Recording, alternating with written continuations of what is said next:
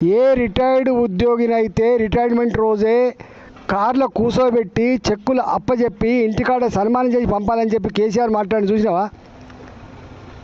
ఇవాళ retired employee సంవత్సరమైన 2 సంవత్సరాలు retirement benefits వస్తలేవు. కొద్దిమంది ఏమో కమిషన్ ఇచ్చి తెచ్చుకుంటున్నారు, కొద్దిమంది ఏమో కోర్టుకు పోయి తెచ్చుకుంటున్నారు. దుస్తుంది అలా ఏమనంటే వాడు రాజు చేసిండు, వీళ్ళు రాజు చేసిండు, దివాళి తీసి ఇది కాదు కదా. నువ్వు వచ్చినప్పుడు తెలియదా? రాష్ట్ర ఆర్థిక పరిస్థితి మీద మీరే కదా శాసనసభలో మాట్లాడింది, అనేక సందర్భాలు మాట్లాడింది. మీరు తెలిసే కదా మీరు హామీలు ఇచ్చింది.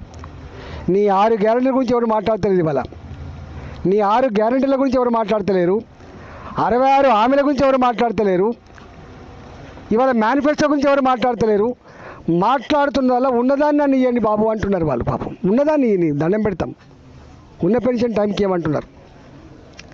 ఇది దుస్థితి.